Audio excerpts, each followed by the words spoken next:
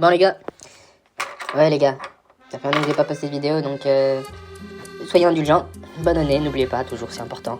Prenez bonnes résolutions. Et moi ma résolution, c'est de revenir sur YouTube pour parler des vraies choses et de remplir ma mission. J'ai une mission sur Terre, c'est de faire les meilleurs pronostics au monde et je vais essayer de m'y tenir.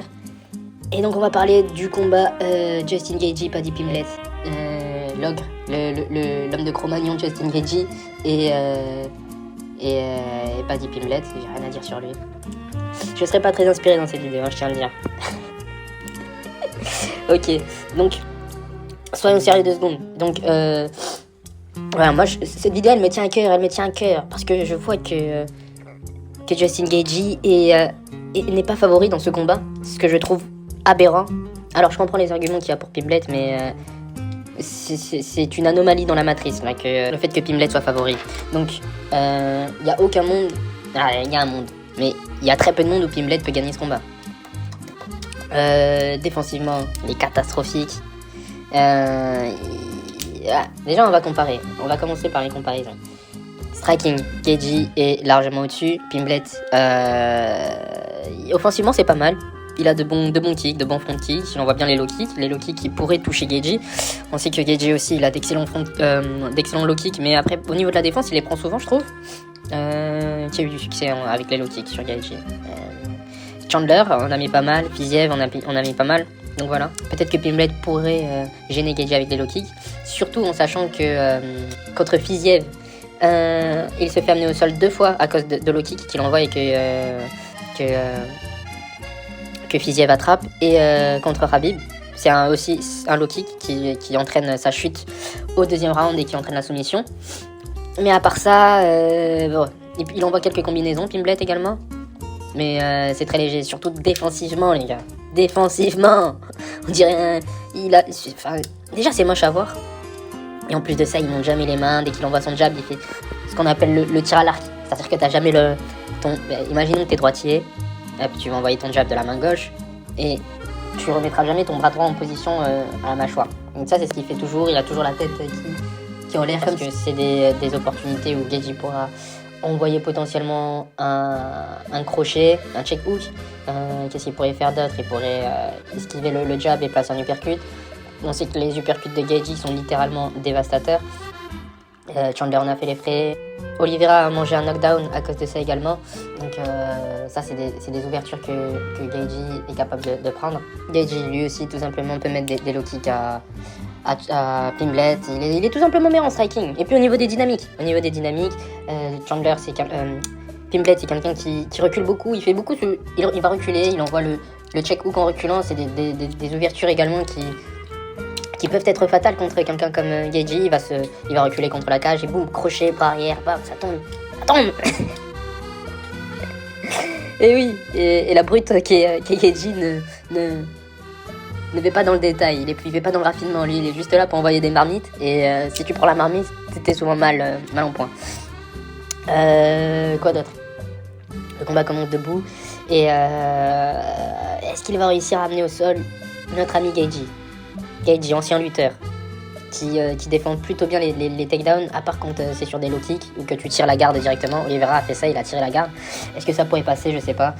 Je pense pas. Quand tu regardes l'arsenal de Pimblett surtout, au niveau des takedowns, à l'UFC en tout cas, je sais qu'au Cage Warrior, j'ai regardé 2-3 combats, il luttait bien contre la cage, de bons single leg et de bons double leg. Mais sinon à l'UFC, rarement il a fait de belles entrées en lutte ou quoi que ce soit. Généralement c'est ses adversaires qui viennent le coller. Il envoie des aregoshi de judoka. Contre Chandler il fait un bon takedown il me semble, mais ensuite il le slam après avoir pris son dos. Mais ouais, c'est le seul souvenir que j'ai de Pimblett qui envoie un bon takedown. Non, mais ouais, j'ai pas de souvenir de Pimblett qui emmène son adversaire au sol avec une stratégie basé sur ça, quoi, sur de la vraie lutte. Il est plus dans l'opportunité, dans l'opportunisme. Et c'est trop léger en fait. Même au niveau du calibre. Qui a battu notre ami Paddy Pimblett? Les gars, c'est pas sérieux de comparer Gaethje à tout ce que Pimblett a affronté. Pimblett, c'est quelqu'un qui a affronté Luigi Vendramini. Et il me semble qu'il a failli se prendre un KO dans ce combat. Il a affronté Kazula Vargas.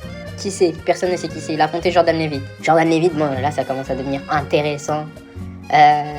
Bon, Jordan Levitt qui décide de faire du grappling et d'engager la lutte avec quelqu'un comme Pimblet, c'est tout simplement bête. Gordon, combat qu'il a perdu aux yeux de tout le monde. Tony Ferguson, qui était sur combien de défaites? Je sais pas, peut-être 3-4 déjà à ce moment-là, peut-être même 5. Donc ça vaut rien. Bobby Green. Encore une fois, c'est pas dégueu de battre Green, mais ça vaut rien non plus. Green, c'est quelqu'un qui... Voilà, il est top 15 max. Top 15, Frontier top 10 dans ses meilleurs moments. Et voilà. Green qui fait n'importe quoi en plus dans le combat, qui va attraper un take, qui va shooter, qui se prend le kick et qui essaie d'emmener Pimblet au sol. Et Michael Chandler, les gars, j'en parle même pas, c'est le pire combattant de l'histoire, Michael Chandler. Il a aucun cerveau, alors qu'il a beaucoup de potentiel, cette espèce de boule de muscle. Contre Justin Gaethje, quelqu'un qui est dans le top 5 depuis tellement d'années maintenant, au moins 2019, au moins 2018-2019, il est dans le top 5. Pour moi, c'est vraiment... L'écart, en fait, il est beaucoup trop grand. Alors ouais, il s'est mangé un KO, il y a 2 combats par Max Holloway, mais Max Holloway... Voilà, en fait, si tu regardes les adversaires contre qui Gaethje perd, c'est le monde de la nuit. On parle des meilleurs combattants de tous les temps. On parle de Khabib, on parle de Holloway, on parle de Poirier. C'est des gars qui sont top 25, top 10 de l'histoire, des meilleurs combattants de l'histoire. Pimblet, en fait, je pense que c'est trop tôt. Ouais, je pense que c'est trop tôt. Plus de ça, Pimblet, je pense pas qu'il ait un très bon cardio. Je pense que contre Tony Ferguson, il avait du mal. Contre Tony Ferguson. Vers la fin du combat, niveau cardio. Enfin, il a pas réussi à finir Tony Ferguson, les gars. C'est trop, en fait, c'est trop. Pour moi, c'est évident que Gaethje va gagner ce combat. Alors après, voilà. Là, le truc qu'on ne peut pas ne pas mentionner, c'est que si Gaethje finit au sol, les gars, le combat il est plié en 30 secondes. C'est la réalité également. Parce que ces gars-là, si t'arrives à te prendre un triangle inversé par Piziev, si t'arrives à te faire maintenir au sol par Piziev pendant tout un round, c'est problématique. C'est très problématique. À chaque fois qu'il va au sol et qu'on attaque une soumission sur lui, il se fait soumettre dans la minute même. Il allait se prendre une clé de bras par Khabib au premier round. Il a même pas cherché à défendre. Il s'est pris un triangle. Il a pris la montée. Khabib a pris la montée sur lui en 10 secondes, je pense. Après un double leg, c'est du jamais vu. Et donc il se prend le triangle. Donc il a pas cherché à défendre visiblement. Et contre Oliveira également, knockdown. Bon après Oliveira c'est différent parce que c'est un knockdown et peut-être qu'il était sonné. Mais voilà, il se mange quand même une soumission en 20 secondes chrono. Donc Pimblet c'est une ceinture noire, c'est une vraie black belt, une vraie ceinture noire. Il est quand même assez intelligent dans son approche, je trouve. Contre Green par exemple, Green c'est quelqu'un qui est à l'aise en boxe, qui aime, il provoque, il contre, il a des bons mouvements de tête, il a une espèce de flow, ou en tout cas il veut que toi tu l'attaques pour le contrer. Et contre Green, Pimblet il a pas joué le jeu, et il a forcé Green à déclencher lui-même en envoyant des low kicks qui dérangeaient Green, qui a une base de boxeur, qui est axé boxe, donc ça l'a dérangé, il a forcé Green à attaquer et boum, est arrivé ce qui est arrivé. Donc même si je dis que Green a fait n'importe quoi, c'est quand même Pimblet qui a entraîné ça. Contre Michael Chandler également, il s'est appuyé sur les low kicks. On sait qu'avec la garde de Chandler et ses jambes écartées au possible à cet abruti fini de Chandler, c'est efficace les low kicks. Et il a gagné le combat plutôt tranquillement, hein. Il a dominé tous les rounds, que ce soit debout ou au sol. Après voilà, est-ce qu'il pourrait réussir à emmener Gaethje au sol? Selon moi c'est pas possible.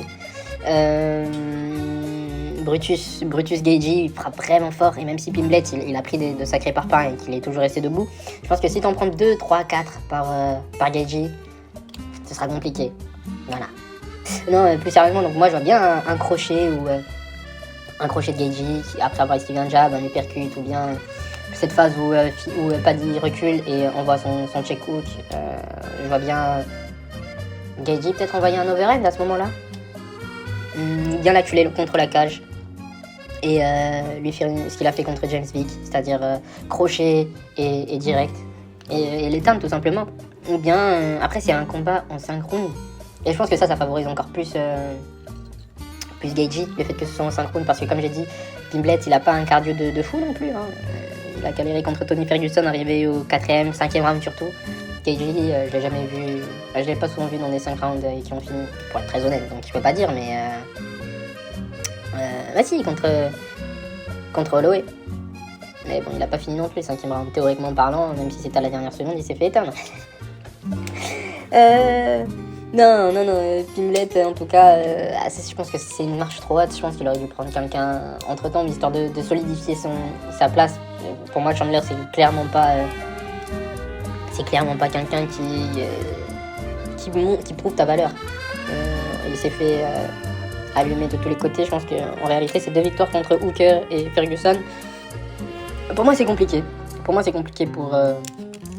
Pour Paddy, ce combat. J'ai littéralement un autiste une fois au sol. Mais je pense que Gaethje c'est du solide. J'ai vu qu'il avait ramené Faressinho Ziam dans son coin en plus de ça, donc il s'entraîne pas avec des schlags quoi. Il a Trevor Whitman, il a Corey, il a Kamaru, il a ramené spécifiquement Fares et probablement d'autres personnes, c'est-à-dire qu'il prend au sérieux ce combat. Et je pense que Pimblett est cuit. Bon, en tout cas, c'est tout pour la vidéo. Paris et Gaethje. Moi, je vois avec Gaethje gagnant, et par finition même, dans les 3 premiers rounds. Ça m'étonnerait pas non plus qu'il gagne par décision, mais voilà. Non, allez, peace. Je vais essayer d'être plus... allez, peace.